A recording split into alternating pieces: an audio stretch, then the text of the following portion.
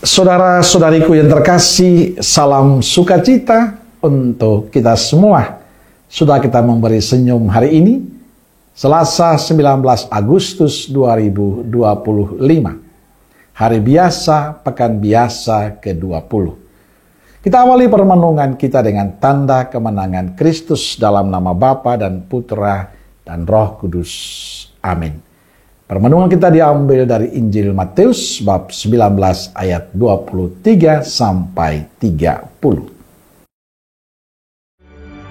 Yesus berkata kepada murid-muridnya, "Aku berkata kepadamu, sesungguhnya sukar sekali bagi seorang kaya untuk masuk ke dalam kerajaan surga. Sekali lagi aku berkata kepadamu, lebih mudah seekor unta masuk melalui lubang jarum daripada seorang kaya masuk ke dalam kerajaan Allah."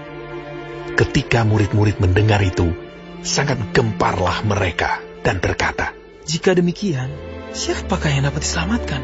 Yesus memandang mereka dan berkata, "Bagi manusia hal ini tidak mungkin, tetapi bagi Allah segala sesuatu mungkin."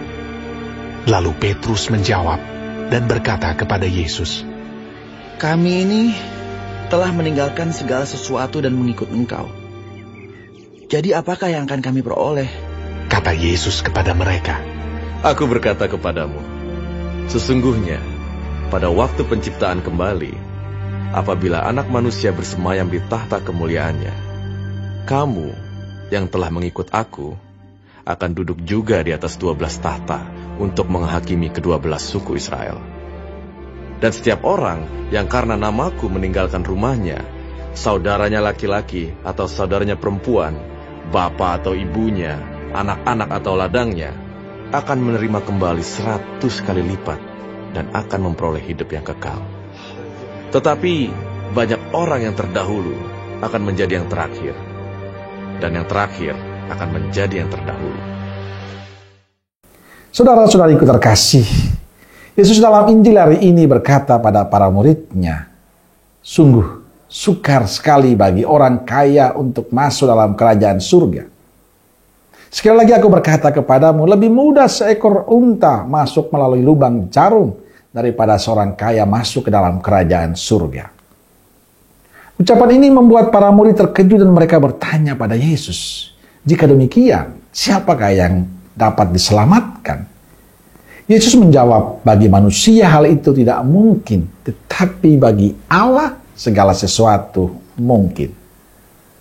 Jawaban Yesus memberikan penegasan pada kita, walaupun manusia hidupnya baik, namun soal masuk surga itu wewenang Allah. Soal keselamatan kekal itu adalah wewenang Allah. Itu melulu anugerah dari Allah untuk kita. Masuk surga, mendapatkan keselamatan bukanlah hasil perjuangan manusia semata, tapi itu adalah anugerah dari Allah yang cuma-cuma diberikan untuk kita. Saudara-saudariku terkasih, atas jawaban Yesus lalu Petrus kemudian mengingatkan bahwa mereka telah meninggalkan segalanya untuk mengikuti Yesus. Lalu Yesus menegaskan janjinya, siapapun yang meninggalkan rumah, keluarga, atau harta karena namanya akan menerima 100 kali lipat dan memperoleh hidup kekal. Saudara, Tuhan hari ini mengajak kita untuk bertanya pada diri kita sendiri, apa yang menjadi pusat perhatian kita selama ini? Atau apa yang menjadi pusat hati kita selama ini? Apa kita benar-benar mengandalkan Yesus, mengandalkan Allah, atau kita merasa nyaman karena harta kita, karena jabatan kita, karena popularitas kita, atau relasi yang kita miliki selama ini? Seorang murid yang sejati adalah seorang yang memiliki kebebasan hati, bebas dari keterikatan yang menghalangi kita untuk mencintai, mengasihi Tuhan secara total. Di dunia yang sering menilai dari apa yang kita miliki, Yesus mengajak kita untuk mengukur diri sejauh mana kita mengasihi Dia. Kiranya kita memilih menjadi yang terakhir menurut dunia, agar menjadi yang terdahulu di mata Allah.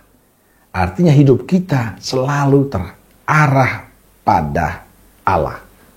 Amin. Semoga Allah yang Maha Kasih memberkati saudaraku sekalian, Bapa, Putra, dan Roh Kudus. Amin. Roh Kudus Nazaret, doakanlah kami. Amin. Berkah dalam.